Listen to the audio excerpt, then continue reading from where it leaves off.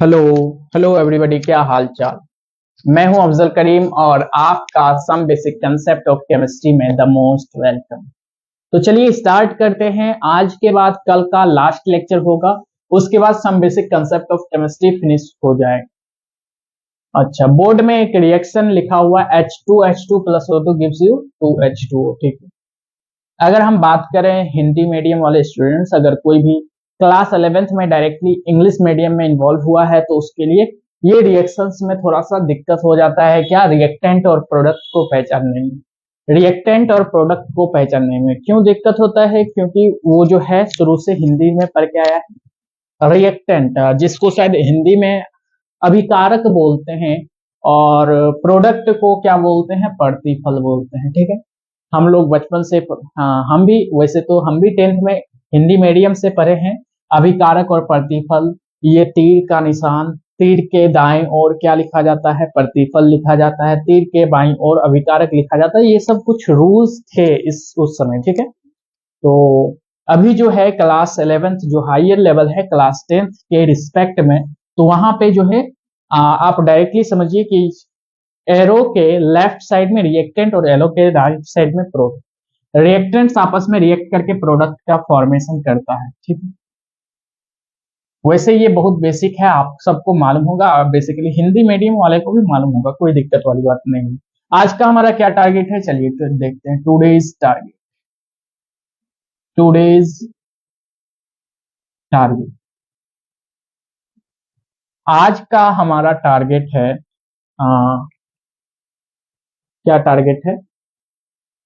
Stoichiometric coefficient.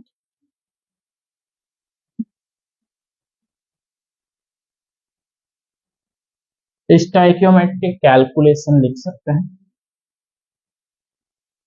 Calculation. उसके बाद हम पढ़ेंगे आज लिमिटिंग रिएजेंट। LR पूरा लिख देते हैं, limiting reagent. Limiting reagent. Reagent. Okay. उसके बाद हम लोग पढ़ेंगे कुछ प्रॉब्लम्स, एनसीईआरटी प्रॉब्लम सॉल्व करेंगे। एनसीईआरटी प्रॉब्लम्स सॉल्व करेंगे। ठीक है। आपको बनाने नहीं देंगे, सॉल्व करेंगे। ठीक है। एनसीईआरटी एक्सरसाइज से, इंटेक्स से आप क्वेश्चन बना सकते हैं, कोई दिक्कत नहीं है। क्वेश्चन कोई खास टफ लेवल का नहीं है। बहुत सारे क्वेश्चंस तो हमने बना दिया है। काफी सारा क्वेश्चंस है जो आप इजीली बना सकते हैं अगर आप मेरे क्लास को सही से केयरफुली अटेंड किए हैं तो। अगर नहीं किए हैं, आज पहला लेक्चर देखा है तो फिर जाके अटेंड कीजिए। एग्जैक्टली 10 लेक्चर में आकर के डायरेक्टली अगर आप आइएगा तो कई सारी चीजें हैं जो कि आपको समझ में कम आ सकती है। ठीक है। तो चलिए स्टार्ट करते हैं स्टोइकियोमेट्रिक कैलकुलेशन से। Stoichiometric calculation. Stoichiometric calculation. Stoichiometric calculation.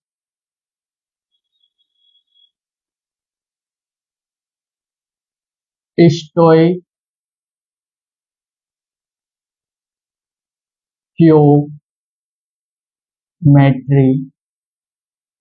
Calculation.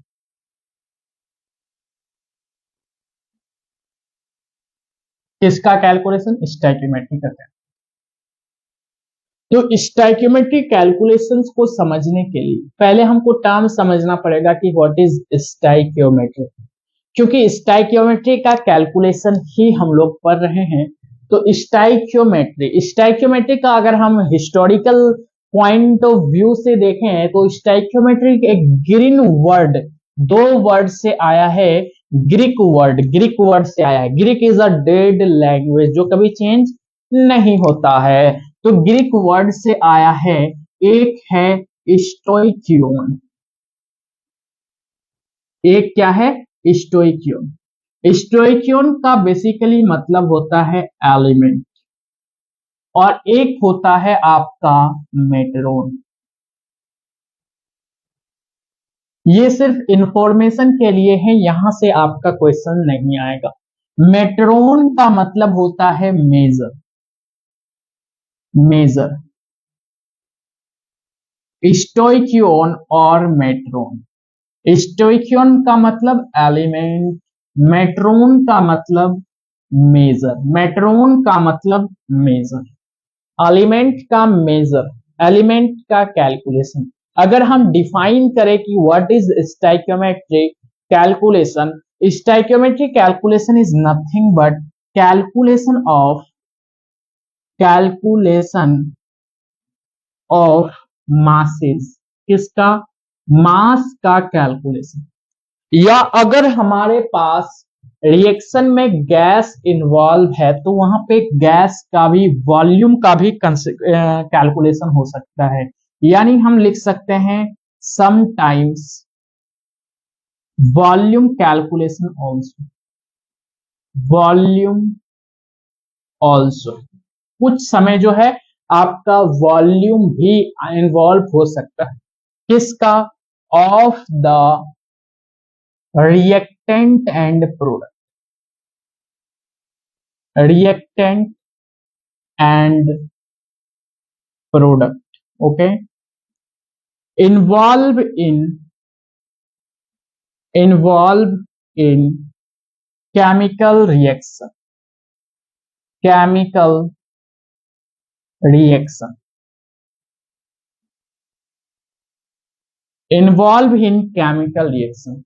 यानी stoichiometric coefficient, stoichiometric calculation is nothing but calculation of masses जो इन्वॉल्व है किसमें, केमिकल रिएक्शन में। मासेस किसका, रिएक्टेंट और प्रोडक्ट, रिएक्टेंट और प्रोडक्ट, रिएक्टेंट और प्रोडक्ट का। ऑब्वियस सी बात है, जब यहाँ पे एक रिएक्शन भी लिखा हुआ था 2H2 + O2 gives you 2H2O, वहां पे आपने देखा था कि किसको रिएक्टेंट बोला जाता है, किसको प्रोडक्ट बोला जाता है।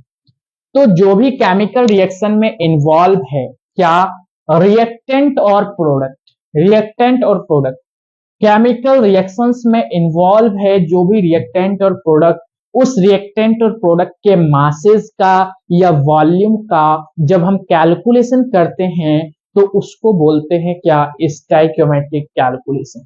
उसको क्या बोलते हैं, स्टोइकियोमेट्रिक कैलकुलेशन बोला जाता है। ठीक, अगर हम उसके बाद देखें तो इसके लिए रिएक्शन होना चाहिए, हाँ, और इसका कंडीशन क्या है, कंडीशन है, कंडीशन क्या है, reaction must be balanced, reaction must be balanced, reaction must be balanced. Reaction क्या होना चाहिए, बैलेंस्ड होना चाहिए, reaction must be balanced. This is the condition for stoichiometric calculation.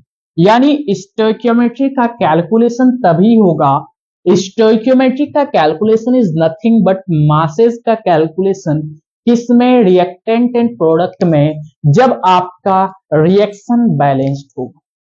अब आप बोलेंगे सर कि बैलेंस्ड का क्या मतलब होता है, वही जो क्लास 10th में आपने पढ़ा था, संतुलित रिएक्शन, असंतुलित रिएक्शन, वही है balanced reaction, unbalanced reaction. Okay, तो कुछ थोड़ा बहुत आइडिया होगा, अगर नहीं आइडिया है तो फिर हम बता देंगे कि रिएक्शन को बैलेंस कैसे किया जाता है, कोई दिक्कत वाली बात नहीं है। हम लास्ट में बता देंगे कि रिएक्शन को कैसे बैलेंस किया जाए।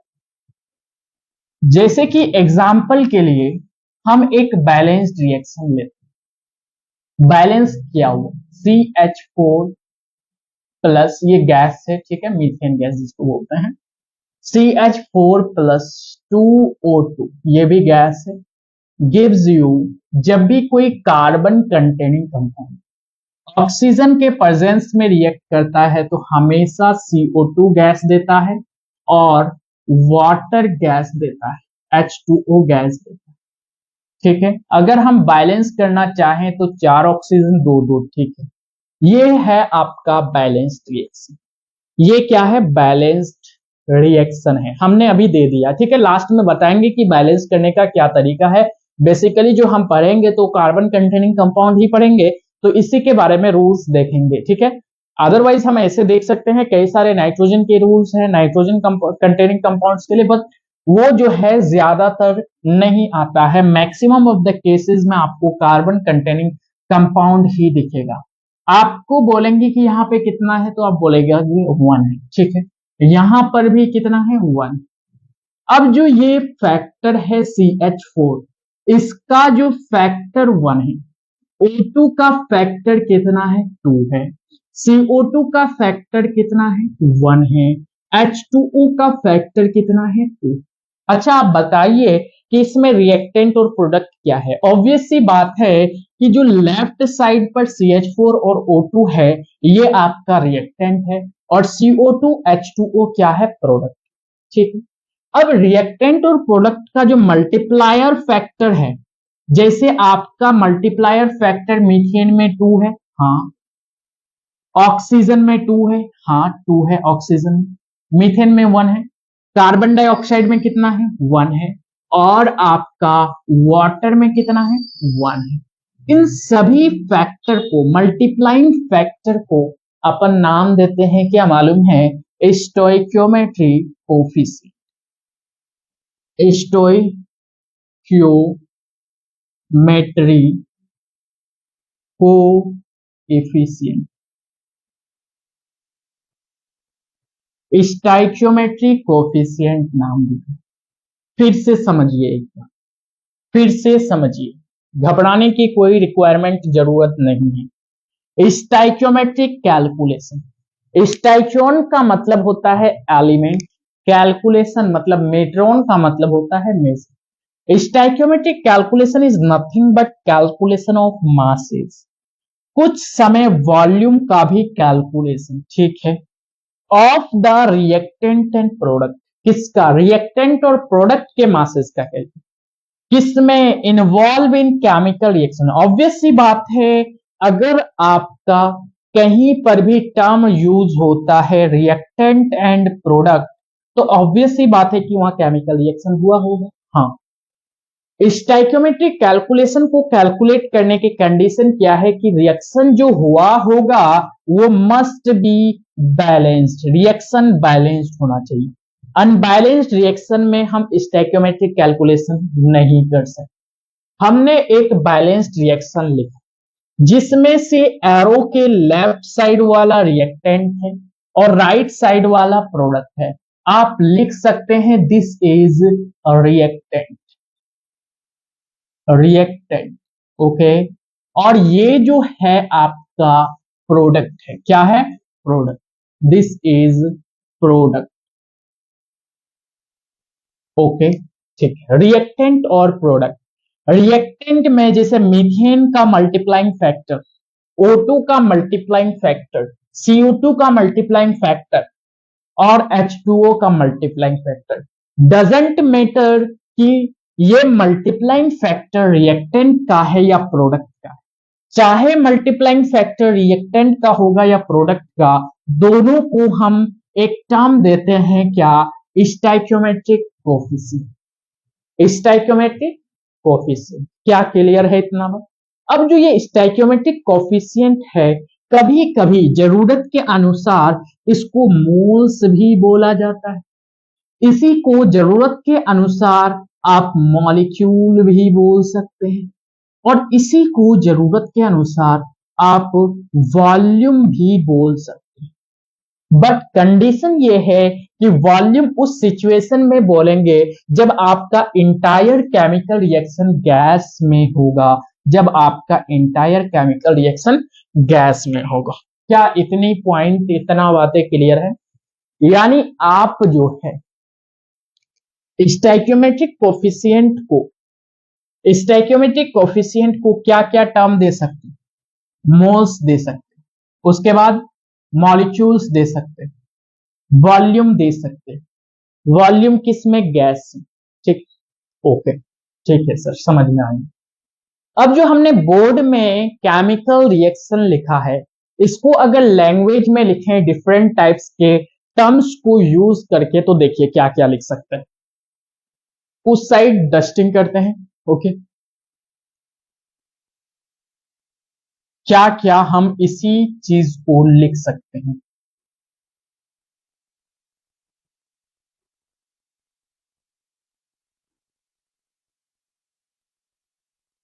पहला केस, पहला लैंग्वेजिक टर्म, फर्स्ट। हमारा इस रिएक्शन में हो क्या रहा, हम मोल्स के टर्म में लिख सकते हैं, स्टोइकियोमेट्रिक कोफिशिएंट को मोल बोल सकते हैं, यानी 1 मोल CH4 एंड 2 मोल O2 आपस में रिएक्ट करके फॉर्म करता है 1 मोल CO2 और 2 मोल H2O। क्या हम लिख सकते हैं, यानी इसको लैंग्वेज में अगर हम लिखना चाहते हैं तो पहला लिखेंगे 1 मोल 1 मोल ओके, क्या methane gas, okay, and 2 mole oxygen gas, 2 mole oxygen gas, okay, react to form, या फिर आप बोल सकते हैं गिव, क्या दे रहा है 1 मोल CO2 gas, 1 mole CO2 gas, okay, and 2 mole water H2O gas. क्या हम इसको इस पॉइंट में लिख सकते हैं, इस लैंग्वेज का मतलब भी यही केमिकल रिएक्शन हुआ। अगर आपको क्वेश्चन में दिया रहे ये लैंग्वेज तो इसका केमिकल रिएक्शन कैसे बोलोगे, 1 मोल CH4 एंड 2 मोल O2, ठीक है, आपस में रिएक्ट कर रहा है, तो आप लिखिएगा 1 मोल CH4 गैस और 2 मोल O2 गैस रिएक्ट कर रहा है, इसका मतलब ये रिएक्टेंट की तरफ होगा। टू गिव जो दे रहा है 1 मोल ऑफ CO2, देना मतलब प्रोडक्ट का फॉर्मेशन करना, यानी 1 मोल CO2 गैस का प्रोडक्शन करना, एंड 2 मोल वाटर का फॉर्मेशन कर रहा है। इसका लैंग्वेज में अगर रिटन होगा तो क्या आप ये इक्वेशन बना सकते हैं, अगर आपने ये रिएक्शन फॉर्म कर लिया तो इसका मतलब है कि आपका यहीं पे आधा क्वेश्चन सॉल्व हो गया। अब जो आधा क्वेश्चन बचेगा भाई, कैलकुलेशंस का बचेगा, आप डेफिनेटली कर सकते हैं, आगे हम 2-3 प्रॉब्लम सॉल्व करेंगे तो वहां पे करके दिखाएंगे, ठीक है। अब दूसरा लैंग्वेजिक टर्म, इसी रिएक्शन को, ये रिएक्शन सेम, इसी रिएक्शन को हमने मोल्स के टर्म में देख लिया, ठीक है। अब हम देखते हैं मॉलिक्यूल्स की टर्म, किसके टर्म में, मॉलिक्यूल्स के। हम क्या लिखेंगे, स्टोइकियोमेट्रिक कोफिशिएंट को ही मॉलिक्यूल बोल सकते हैं, यानी हम लिखेंगे 1 molecule of CH4 gas, okay, and 2 molecule of क्या O2 gas react to form, क्या फॉर्म कर रहा है, फॉर्म या प्रोडक्ट का formation, 1 mole of CO2 gas and 2 mole of water gas, 2 mole of water gas, ठीक है, 2 मोल ऑफ वाटर गैस। कई सारे स्टूडेंट्स जो नहीं पढ़ता है उसको इसमें भी कंफ्यूजन हो सकता है कि वाटर कैसे गैस हो सकता है, वाटर कैसे गैस बन सकता है, इसका मतलब कि वो पढ़ाई लिखाई नहीं कर रहा है, ठीक है, ओके।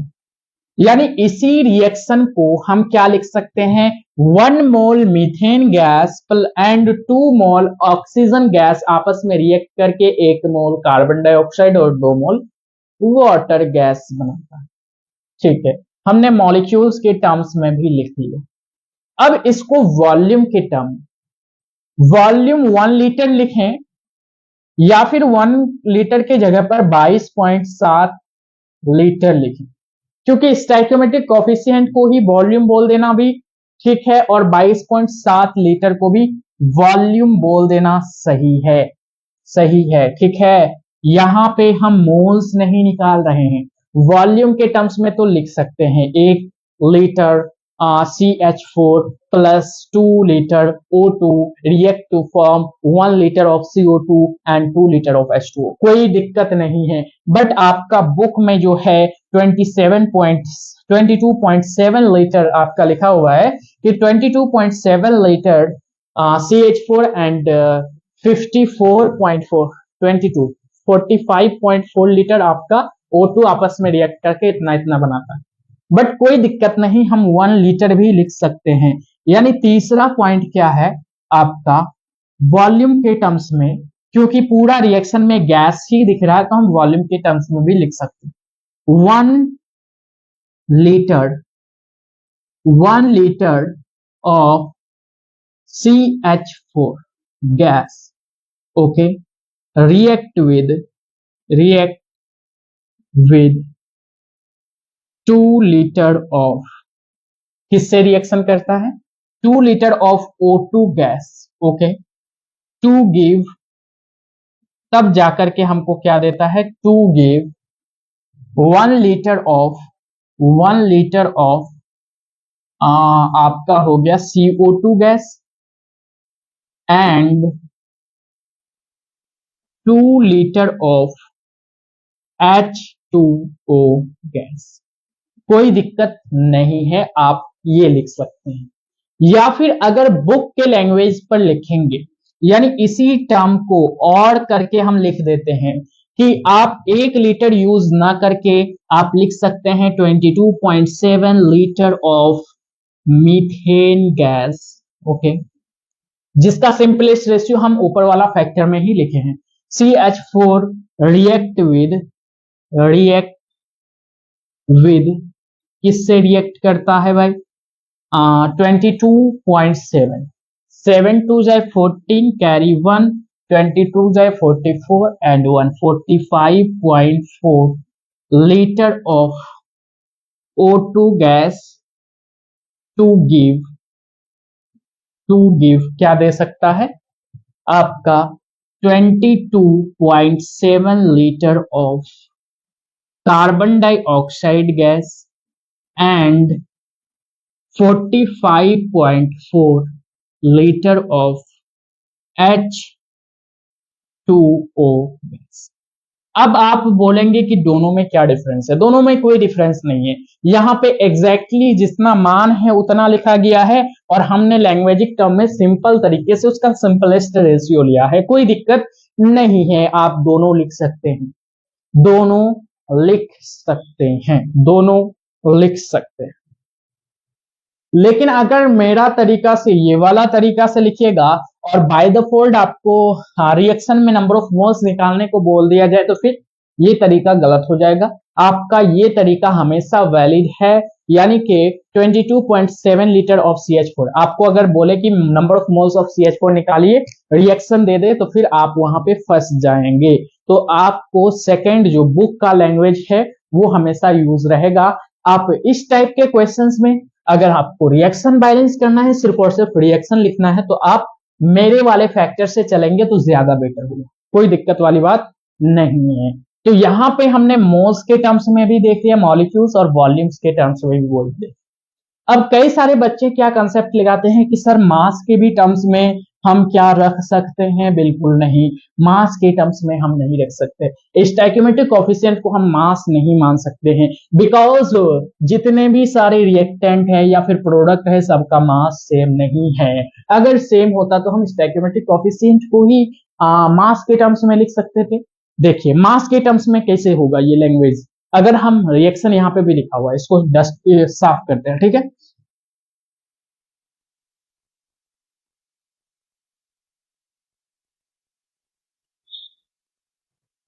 अगर हम मास के टर्म्स में इसी को लिखें, फोर्थ केस मास के टर्म्स में, तो मोलर मास आप निकालना जानते हैं, क्या हमने बताया है कि molar mass is equal to होता है number of each element multiply atomic mass, carbon का एक एलिमेंट है multiply carbon C612 plus hydrogen 4 element है मल्टीप्लाई 1, यानी कि ये आपका आ जाएगा 16 ग्राम।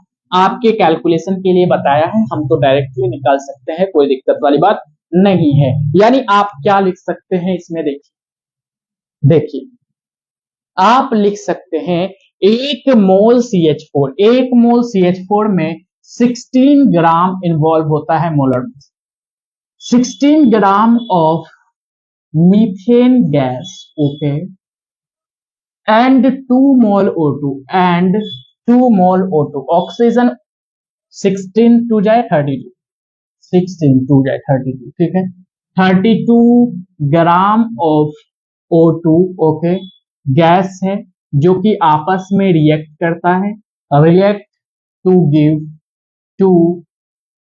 गिव 1 मोल CO2, CO2 44, ठीक है, 1 मोल है, यानी 44 gram of CO2 gas and 2 mole of H2, 18 two जाए 36, 36 ग्राम ऑफ H2, ठीक है। हम इसको लिख सकते हैं। क्या आपको कहीं से भी रिलेशन दिख रहा है 34, 62, 16, 44, 36? बिल्कुल नहीं, एग्जैक्टली ये डिफरेंट है, एग्जैक्टली ये मोलर मास के अकॉर्डिंग होता है। O2 का मोलर मास 16 ग्राम बट 2 मोल है तो 16 टू जाए 32 ग्राम हो जाए। जैसे H2O का मोलर मास होता है एक्चुअल में 18 ग्राम बट 2 मोल है, 2 मोल होगा आपका 36। तो हम मास के टर्म्स में नहीं लिख सकते हैं स्टोइकियोमेट्रिक कोएफिशिएंट को। स्टोइकियोमेट्रिक कोएफिशिएंट को किस किस टर्म के टर्म्स में हम लिख सकते हैं? Moles, molecules, volume. यानी आप बोलेंगे कि जो हमने रिएक्शन दिया इसमें आप मास का भी कन्वर्जन कर सकते हैं बट ज्यादातर नहीं होता है, ठीक है। जैसे आप इसमें आप moles is equal to molecule is equal to volume, लेकिन वॉल्यूम कब? जब आपका रिएक्शन पूरा गैसियस हो। आपको ये पॉइंट याद रखना पड़ेगा, ठीक है। यहां से आप डेंसिटी भी कैलकुलेट कर सकते हैं। Density is equal to mass upon volume होता है ना, मास अपॉन वॉल्यूम। हमने जो तरीका बताया है कि ये तरीका अपनाइए, तो यहां से आप डेंसिटी कैलकुलेट नहीं कर सकते हैं मेरा वाला से, सेकेंड वाला टर्म से आप डेंसिटी भी कैलकुलेट कर सकते हैं मास अपॉन वॉल्यूम से, मास अपॉन वॉल्यूम से, कोई दिक्कत वाली बात नहीं। चलिए, तो ये होता है स्टोइकियोमेट्रिक कैलकुलेशन। फिर स्टोइकियोमेट्रिक कैलकुलेशन क्या होता है कि स्टोइकियोमेट्रिक के मासेस का कैलकुलेशन, एक्चुअल में हमने मासेस का कैलकुलेशन इस पॉइंट में कर लिया है, यानी स्टोइकियोमेट्रिक कोएफिशिएंट का डेफिनेशन इस पॉइंट में हमारा हो चुका है, ठीक है, ओके। चलिए आगे बढ़ते हैं। लिमिटिंग रिएजेंट, लिमिटिंग रिएजेंट आप नोट डाउन कीजिए। लिमिटिंग रिएजेंट, एनसीईआरटी ने तो कोई आपका क्या बोल सकते हैं कि एनसीईआरटी में कोई रिएक्शन से नहीं डिटरमाइन किया है तो कि लिमिटिंग रिएजेंट क्या होता है, बट हम उसको एक रिएक्शन से समझाने का कोशिश करते हैं।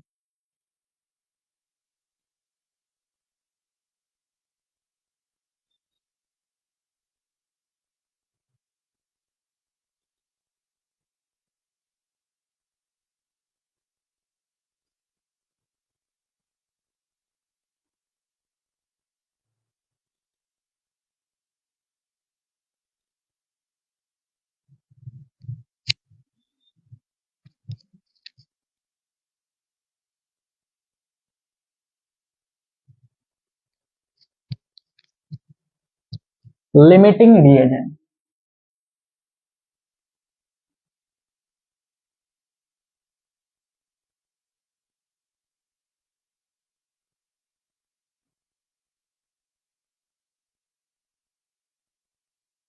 लिमिटिंग रिएक्टेंट भी कोई कोई बोलता है, लिमिटिंग रिएजेंट भी बोला जाता है, ठीक है। अगर हम इसको समझने का कोशिश करते हैं एक एग्जाम्पल्स, जैसे हमारे पास कोई रिएक्शन है SO2 plus O2 gives SO3, ये भी गैसियस स्टेट में है, ये भी गैसियस, ये भी गैसियस। अगर हम बैलेंस करें तो सल्फर 1 2 2 4 3, 2SO2 6, बट यहाँ पे 2, ठीक है। 2SO2 plus O2 gives you 2SO3, balanced reaction है, ठीक है। अगर हम बात करें कि इनिशियल नंबर ऑफ मोल्स इसका SO4 का 4 दे दिया है, ऑक्सीजन का 6 दे दिया, इनिशियल नंबर ऑफ मोल्स। तो लिमिटिंग रिएजेंट में हमेशा याद रखिए कि फॉर्मूला होगा क्या, initial number of moles divided by stoichiometric coefficient.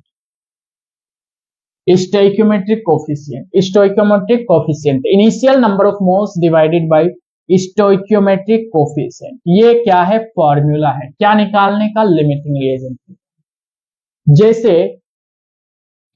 जैसे सपोज आप कीजिए कि initial number of moles SO2 का कितना है, 4 मोल है सर, और O2 का कितना है, 6 मोल है, ठीक है, ओके। तो इसका लिमिटिंग रिएजेंट अगर हमको निकालना है तो लिमिटिंग रिएजेंट के लिए हमने क्या फॉर्मूला पढ़ा है, इनिशियल नंबर ऑफ मोल्स, इसका initial number of moles 4 SO2 का, और डिवाइडेड बाय स्टोइकियोमेट्रिक कोफिशिएंट। हमने बताया कि stoichiometric coefficient is nothing but reaction में इन्वॉल्व रिएक्टेंट और प्रोडक्ट का मल्टीप्लाइंग कोफैक्टर होता है। मल्टीप्लाइंग कोफैक्टर क्या है, 2 है, तो डिवाइडेड बाय 2, यहां पे आपका 6 डिवाइडेड बाय 1 हो जाएगा, ठीक है। लिमिटिंग रिएजेंट क्या हम दोनों को बोलेंगे, बिल्कुल नहीं, लिमिटिंग रिएजेंट उसको बोलेंगे जब इसका वैल्यू क्या होना चाहिए, मिनिमम, जिसके पास मिनिमम वैल्यू है वो लिमिटिंग रिएजेंट है। जैसे 4/2 करेंगे तो ये कितना आ गया, 2, 6/1 करेंगे ये कितना आ गया, 6। तो लिमिटिंग रिएजेंट कौन हुआ, लिमिटिंग रिएजेंट इज आपका 2 ज्यादा है कि 6 ज्यादा है, कम कौन है, मिनिमम कौन है, मिनिमम जो होगा वही लिमिटिंग रिएजेंट होगा, उसी के अकॉर्डिंग पूरा इंटायर इक्वेशन डिफाइन होगा। जैसे आपका SO2 में यहां पे कितना आया, लिमिटिंग रिएजेंट 2, यानी लिमिटिंग रिएजेंट आपका SO2 गैस। आपको क्वेश्चन में लिमिटिंग रिएजेंट भी पूछ सकता है, लिमिटिंग रिएजेंट निकालने का यही तरीका है, ठीक है, ओके। लिमिटिंग रिएजेंट हमने निकाल लिया, ठीक है। अगर हम बोलेंगे लिमिटिंग रिएजेंट हमने निकाल लिया, जब लिमिटिंग रिएजेंट हमारा निकल गया तो यही चीज, यही फैक्टर, यही रिएक्टेंट इंटायर केमिकल्स को, केमिकल रिएक्शन को क्या करेगा, इंटायर केमिकल रिएक्शन को डायरेक्शन देगा, यानी इंटायर केमिकल रिएक्शन इसी के अकॉर्डिंग चलेगा। अब जो है लिमिटिंग रिएजेंट ये होगी, ठीक है, तो इसी के अकॉर्डिंग जब हमारा 2 मोल, यानी जब हमारा 2 मोल, इसको मोल भी बोल सकते हैं ना, 2 मोल SO2 रिएक्ट करता है 1 मोल O2 से, यानी जब हमारा 2 मोल SO2 किससे रिएक्ट करता है, SO2 रिएक्ट करता है विद किससे, 1 मोल O2 से, 1 मोल O2 से, O2 गैस से, यानी आपका 2 मोल SO2 रिएक्ट करता है 1 मोल O2 से, बट था कितना, इनिशियल मोल कितना था SO2 का, 4 मोल SO2 रिएक्ट करेगा कितना मोल O2 से। अगर 2 मोल 1 मोल से करता है तो 4 मोल 2 मोल से करेगा सर, 2 मोल से, ठीक है। यानी अगर इसका 4 मोल खत्म हो जाएगा तो इसका 2 मोल खत्म होगा, यानी अगर हम फाइनल नंबर ऑफ मोल्स निकालें, नंबर ऑफ मोल्स फाइनल, ये क्या है, एफ मतलब नंबर ऑफ मोल्स फाइनल। अगर आपको समझ में नहीं आता है तो यहां पे लिख देते हैं कि this is number of moles, कब, फाइनल, मोल्स फाइनल में, फाइनल में। अगर आपको ये वाला फैक्टर समझ में नहीं आता है तो this is initial number of moles, initial number of moles, ठीक है, कोई दिक्कत वाली बात नहीं है।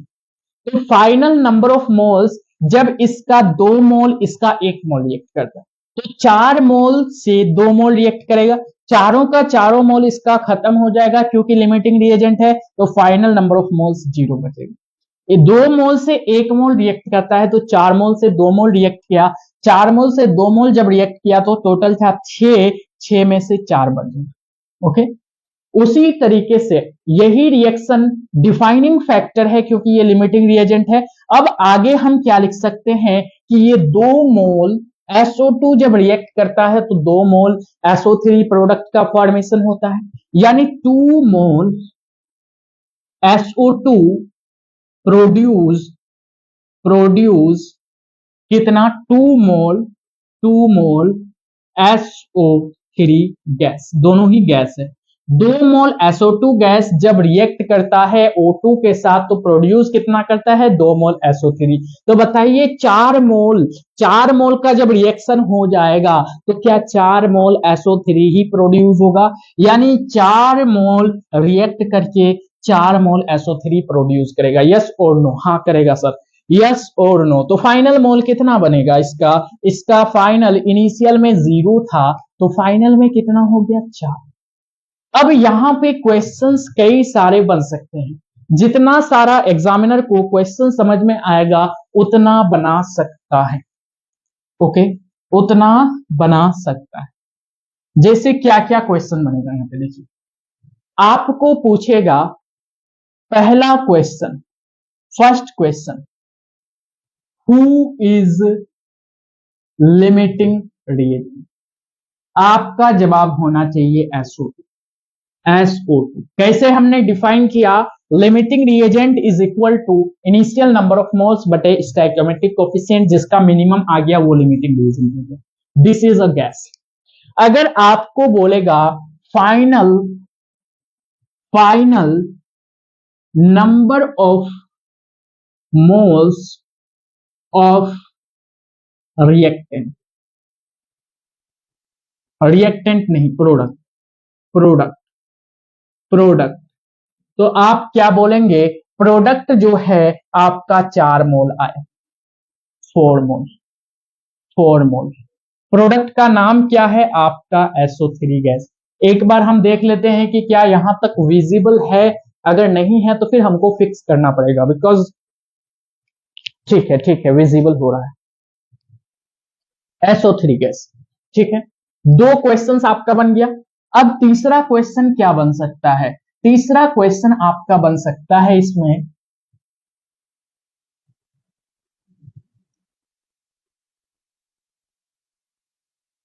Moles of axis reactant, final moles of and final of axis reactant,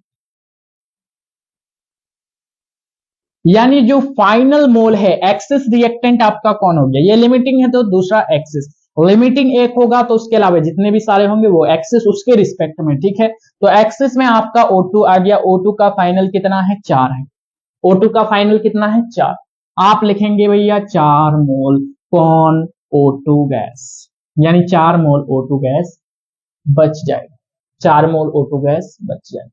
क्या यहां तक लिमिटिंग रिएजेंट क्लियर है, ये जो है लिमिटिंग रिएजेंट कंसेप्ट है, क्या आपको समझ में आया। जैसे कि अगर हम बात करें अगला प्रश्न,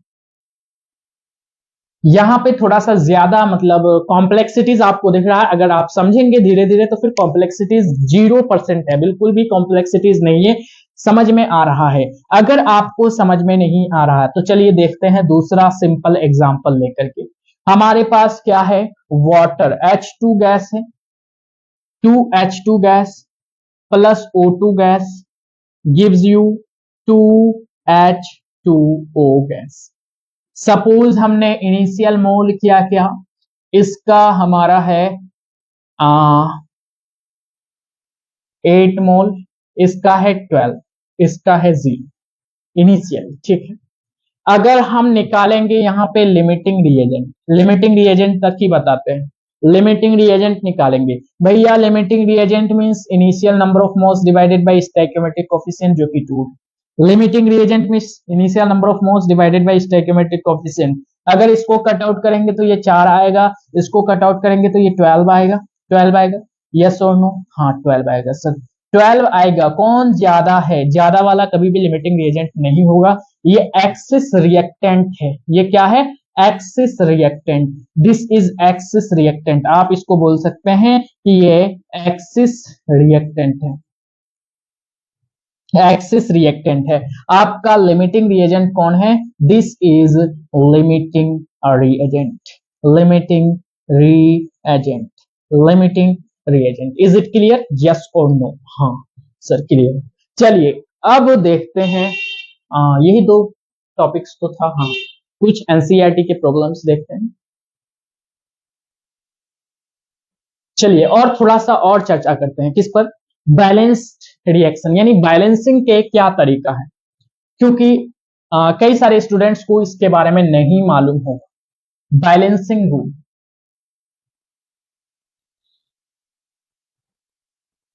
बैलेंसिंग के क्या तरीका है? Rules for balancing the reaction, balancing the reaction.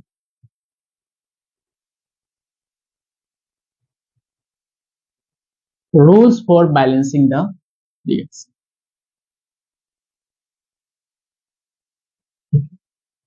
Balancing कैसे करें? सबसे पहले अगर हम बोले कि बैलेंसिंग करने के लिए क्या रूल्स है, तो आपको सबसे पहले जानना होगा केमिकल रिएक्शंस लिखने का तरीका। क्या जानना होगा? केमिकल रिएक्शंस लिखने का तरीका। क्योंकि अगर आपने केमिकल रिएक्शंस गलत टाइप से लिखा तो फिर वहां पे रिएक्शन बैलेंस होगा ही नहीं कभी, होगा ही नहीं कभी। सबसे पहला रूल क्या है कि आपको तरीका जानना होगा, यानी आप क्या बोल सकते हैं? Right correct equations for reaction, for reaction. Right correct equation for reaction. चलिए हम इस पर एक रिएक्शन से अंडरस्टैंड कराते हैं, आप लोगों को समझाते हैं कि हमारा कहने का क्या मतलब है।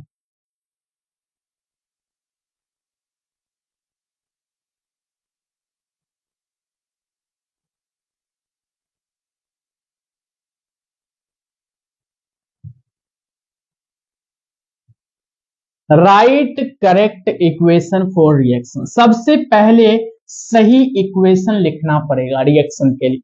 सपोज हमारे पास कोई भी कार्बन कंटेनिंग कंपाउंड है C3H8, मैथित प्रोप, इसको बोलते हैं प्रोप एन। क्या बोलते हैं? प्रोप एन, प्रोपेन, जो कि डिराइव हुआ है CnH2n+2। CnH2n+2 आगे हम लोग ऑर्गेनिक कंपाउंड में तो देखेंगे। चलिए इसको मिटा C3H8, ठीक है। अब हमने लैंग्वेज पढ़ के बोल दिया कि इसका रिएक्शन ऑक्सीजन के प्रेजेंस में बर्निंग हो रहा है। अगर आपको बोल दें कि प्रोपेन बर्निंग हो रहा है तो इसका रिएक्शन राउट डाउन करें। ऑब्वियस सी बात है, कोई भी चीज बर्न होगा तो ऑक्सीजन का प्रेजेंस होना जरूरी है, और कंप्लीटली बर्न होने के लिए आपको एक्सिस में ऑक्सीजन मानना पड़ेगा, यानी कि यहां पे आपका लिमिटिंग रिएजेंट डिफाइंड नहीं होगा।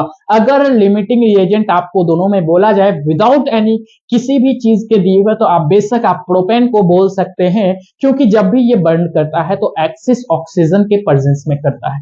जब भी कोई भी कार्बन कंटेनिंग कंपाउंड का बर्निंग होता है तो यहां पे कार्बन डाइऑक्साइड गैस बनता है और वाटर का वेपर्स निकलता है। ओके, आप वाटर लिक्विड भी बना सकते हैं, कोई दिक्कत नहीं है, क्योंकि ये प्रोपेन है। ओके, प्रोपेन करेक्ट इक्वेशन हमने लिख दिया। मतलब कोई भी कार्बन कंटेनिंग कंपाउंड ऑक्सीजन की प्रेजेंस में, या फिर आपको बर्न करने का सिंबॉलिक रिप्रेजेंटेशन, या फिर बर्निंग का कोई भी आपको इंडिकेशन दिया हो, तो हमेशा कार्बन डाइऑक्साइड और जल ही बनेगा। कार्बन डाइऑक्साइड और जल ही बनेगा। बेसिकली स्टूडेंट्स यही नहीं समझ पाता है और बोलता है कि केमिस्ट्री हार्ड है। उसको रूल ही नहीं मालूम कि कार्बन कंटेनिंग कोई कंपाउंड अगर ऑक्सीजन से बर्न करेगा तो क्या बनेगा। क्या बनेगा, वो सोचने लग जाता है कि क्या बनेगा। भाई सोचने वाली क्या बात है। कार्बन कंटेनिंग कंपाउंड ऑक्सीजन से रिएक्ट करता है तो कार्बन डाइऑक्साइड और वाटर बनेगा, सबसे पहली बात। और ये आपको कहां से आएगा, ये आपको रिएक्शंस की प्रैक्टिस से आएगी, रिएक्शंस का प्रैक्टिस से आएगा। रिएक्शंस की प्रैक्टिस करने के लिए आपको खुद से सेल्फ से कोई भी रिएक्शंस आपको बनाना है, कोई भी रिएक्शंस आपको बनाना है। तो सबसे पहले हमने क्या किया, करेक्ट इक्वेशन लिख दिया। दूसरी बात, उसके बाद हम क्या करेंगे, उसके बाद हम सबसे पहले करेंगे balance number of carbon atoms, carbon atoms. किसको बैलेंस करेंगे, कार्बन एटम्स को। जैसे कि इस रिएक्शन में आपको दिख रहा है, लेफ्ट हैंड साइड में 3 कार्बन है और राइट हैंड साइड में 1 कार्बन है। हमने बैलेंस कर दिया, कार्बन तो बैलेंस हो गया, बाकी अदर एटम्स को मत देखो, कार्बन बैलेंस हो गया। उसके बाद कार्बन को बैलेंस करने के बाद तीसरा चीज है आपका balance number of hydrogen atoms, balance number of hydrogen atoms, atoms किसको बैलेंस करना है, हाइड्रोजन एटम्स। अब देखिए आप, लेफ्ट हैंड साइड में 8 हाइड्रोजन है, राइट हैंड साइड में 2 हाइड्रोजन है। कितना से मल्टीप्लाई करेंगे कि 8 हो जाएगा, आप बोलेंगे डेफिनेटली 4 से मल्टीप्लाई करेंगे, ठीक है 4, यानी हाइड्रोजन आपका 8 8 हो गया। उसके बाद लास्ट प्रोसेस है balance oxygen atoms, balance number of oxygen, oxygen atoms, atoms balance number of oxygen atoms. चलिए ऑक्सीजन एटम्स को बैलेंस करते हैं। राइट हैंड साइड आपका 4 और 6 10 ऑक्सीजन है, लेफ्ट हैंड साइड में 2 ऑक्सीजन, कितना से मल्टीप्लाई करेंगे 10 बन जाएगा, ऑब्वियस सी बात है 5। इसी को x मान के y मान के x प्लस वाई बाई 4 करेंगे, वो उतना ज्यादा झमेला नहीं करना है। अब हमने बैलेंस कर लिया। और पांचवा, अरे भैया इक्वेशन को वेरीफाई कर लो ना, इक्वेशन कर लो वेरीफाई। वेरीफाई का मतलब होता है, वेरीफाई का मतलब होता है कि एक बार काउंट कर लो, 3 carbon 3 carbon, 8 oxygen 8 oxygen, 10 oxygen 8 hydrogen 8 hydrogen, 10 oxygen और 10 ऑक्सीजन। क्या कंप्लीट है, हमने क्या वेरीफाई भी कर लिया इक्वेशन को।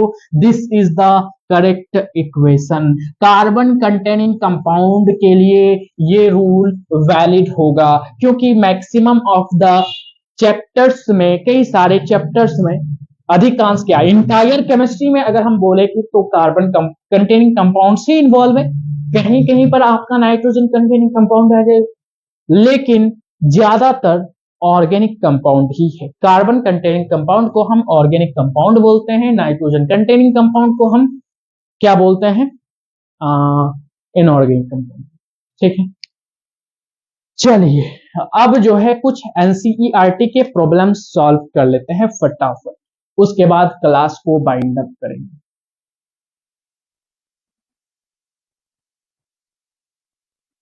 प्रॉब्लम नंबर 1.3, 1.3 क्या है, calculate the amount of water, calculate the amount of water, okay, produced by combustion, gas है ये, प्रोड्यूस हो रहा है, okay, by combustion, by the combustion, okay, of कितना 16 gram of methane, 16 gram of methane, ठीक।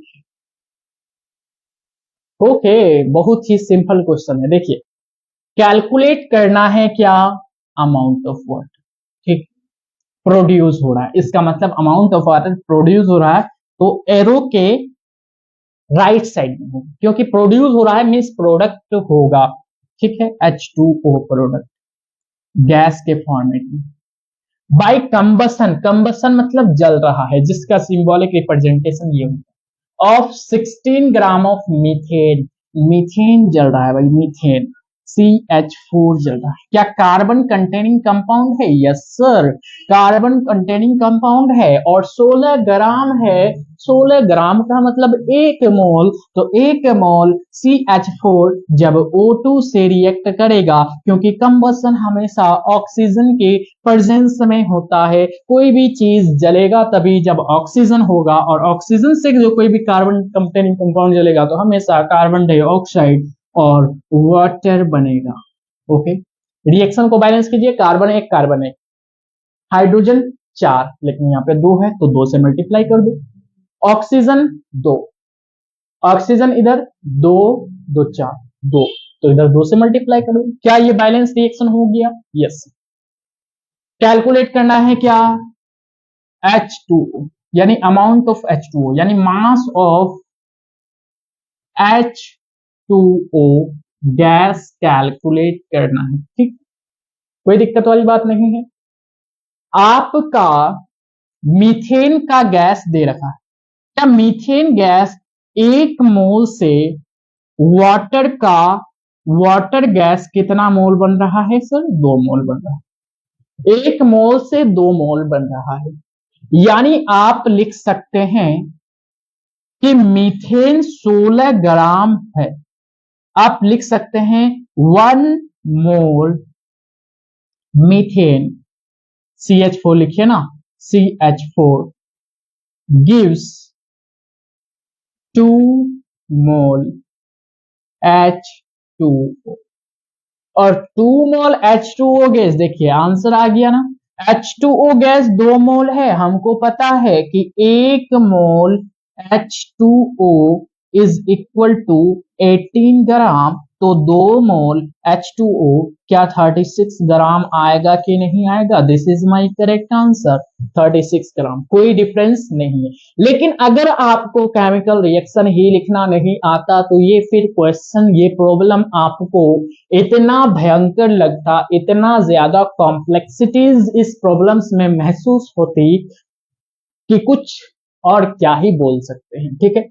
तो ये है क्या आपका प्रॉब्लम। अभी आपको इजी लग रहा होगा, अभी आप बोल रहे होंगे कि क्या ये सर इजी इजी आप पढ़ाते हैं, तो इजी इजी पढ़ाते नहीं हैं, पढ़ाते हैं तभी इजी लगता है। ओके, इजी इजी पढ़ाते नहीं हैं, पढ़ाते हैं तब इजी लगता है। अगला क्वेश्चन देखिए, नेक्स्ट प्रॉब्लम 1.4, और एक प्रॉब्लम है 1.5, ठीक है। 1.5 आपको होमवर्क में देंगे क्योंकि वही टाइप का है, वहां पे लिमिटिंग रिएजेंट निकालना है, ठीक है। 1.4 क्या है, how many moles of methane are, how many moles of methane are,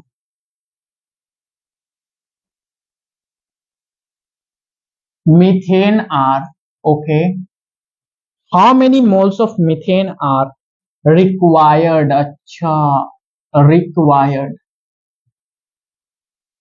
चलिए, required to produce, to produce, okay, 22 gram CO2, 22 gram CO2 gas, okay. उसके बाद after combustion, after combustion, after combustion, okay. दोनों questions में कोई difference नहीं है, सिर्फ थोड़ा सा लैंग्वेज का फर्क है। देखिए, solution, solution, how many moles of methane, कितना मोल्स मीथेन चाहिए, यानी number of moles of methane का पूछा है, ठीक है। रिक्वायर्ड टू प्रोड्यूस, ताकि प्रोड्यूस होगा 22 ग्राम CO2। अगर 22 ग्राम मोल्स पूछा है तो पहले आप CO2 को कन्वर्ट कर लीजिए मोल में, कोई दिक्कत वाली बात नहीं है। यानी number of moles of CO2, moles of CO2 is equal to moles of CO2 is equal to given weight 22 gram upon molecular weight 44 gram is equal to 0.5 gram. Yes, after combustion, यानी इतना मोल produce हो रहा है क्या, CO2, इतना मोल यानी कि half mole, हाँ, प्रोड्यूस हो रहा है किसका, कंबसन से, यानी मीथेन जब आपको जलाया जाएगा ऑक्सीजन के प्रेजेंस में तो आपका हमेशा CO2 और H2O गैस निकले। यस और नो, हाँ। CO2 हमारा आधा मोल बना है, रिएक्शन को बैलेंस कीजिए, आंसर आ जाएगा। क्या यहाँ पे कार्बन, सबसे पहले रूल है कि कार्बन कंटेनिंग कंपाउंड को कैसे बैलेंस किया जाता है, आप number of carbon atoms change कीजिए। यहाँ पे आधा एटम है कार्बन का, तो क्या यहाँ पे भी हाफ से फैक्टर से मल्टीप्लाई होगा, आधा आधा, ठीक है, आपका हो गया। अब हाइड्रोजन को बैलेंस कीजिए, यहाँ पे दो हाइड्रोजन, ऑक्सीजन एक एक दो दो, ठीक है, बैलेंस है। यानी आपका आधा मोल CO2 प्रोड्यूस होता है कब, जब आधा मोल CH4 रिएक्ट करता है ऑक्सीजन से। यस और नो, यस और नो, आधा मोल CH4, तो फिर बात ही क्या है, आपका आधा मोल तो आंसर आ गया ना। यानी अगर आप बोलें कि मोल्स ऑफ CH4 बोलिए तो भाई आपका आंसर तो यहीं पे आ गया, half mole is the correct answer. Okay, 1.5 भी इसी टाइप से है। 1.5 प्रॉब्लम जो है आपको तो ये निकालना ही है, इसके साथ साथ लिमिटिंग रिएजेंट भी निकालना है। लिमिटिंग रिएजेंट का हमने फॉर्मूला बताया है कि number of initial moles divided by stoichiometric coefficient होता है। स्टोइकियोमेट्रिक कोएफिशिएंट वहां पे जो है केजी में दिया हुआ है, तो सबसे पहले अगर मास, गिवन मास केजी में दिया हुआ है तो फिर नंबर ऑफ मोल्स निकाल लीजिए। गिवन मास अपन मोलर मास होता है, मोलर मास को कैलकुलेट करने के बाद लिमिटिंग रिएजेंट निकाल सकते हैं, उसके अकॉर्डिंग आपका पूरा इंटायर रिएक्शन आपका प्रोसीड करेगा, फिर आप जो है उसमें जो भी निकालना है वो निकाल सकते हैं। तो आप 1.5 होमवर्क ले लीजिए, और अगर कल टाइम बचा लास्ट में तो हम कराएंगे, और अदरवाइज ये इजी क्वेश्चन है तो आप खुद कर सकते हैं, ठीक है। यहीं पर क्लास को वाइंड अप करते हैं। हम और एक बायो का लेक्चर लेना चाहते थे but it is impossible to take a lecture, तो आज नहीं ले सकते हैं हम बायो का लेक्चर। चलिए कंटिन्यू करते हैं इसी को, बायो को कंटिन्यू करते हैं। लेक्चर नंबर 5 कल आएगा, आज तो 4 आ गया। हालांकि आज हम 2 लेक्चर्स के बारे में बोले थे बट 2 लेक्चर्स नहीं हो पाया, कोई दिक्कत वाली बात नहीं है, आपका टाइम पर सिलेबस कंप्लीट होगा, एग्जैक्टली होगा। Thank you thank you thank you, okay bye. फिर मिलते हैं कल के लेक्चर में और इस चैप्टर को फिनिश करते हैं with a lot of energy. Thank you.